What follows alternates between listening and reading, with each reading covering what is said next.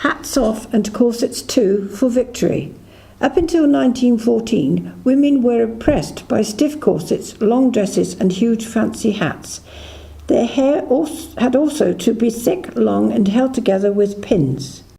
This was the style of corset that was standard underwear at the beginning of the First World War. Notice the S shape, tiny waist and pushed up bosoms. Large bloomers were also needed to keep warm and hide all the undergarments. Some even had a flap at the rear of the bloomers to make it easier to use the toilet.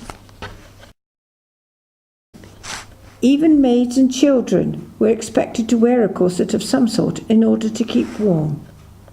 As the war continued, so women had to adapt their clothes and underwear to allow for greater movement, as they were now being recruited by companies to replace the men who were being enlisted into the military.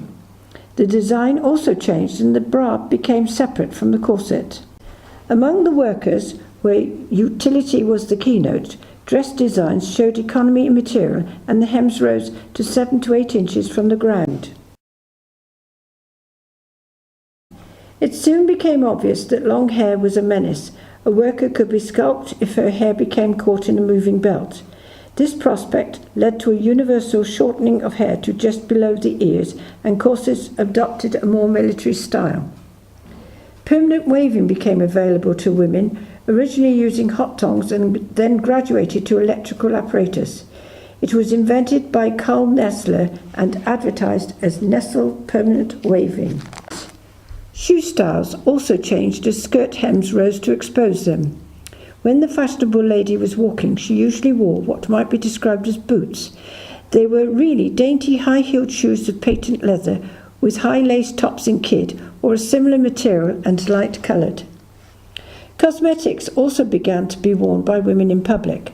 Up until then, only actresses and ladies of the night wore them.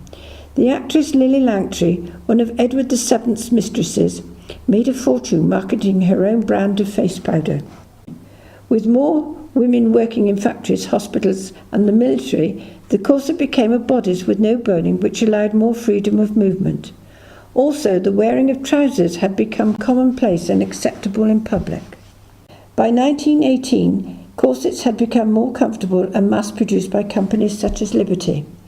Otherwise, during the war years, there was no outstanding changes in women's styles. The tunica effect was retained in dresses and suits. Skirt hems remained at about 6 inches from the ground. Queen Mary wore her skirts at that length until she died in 1953.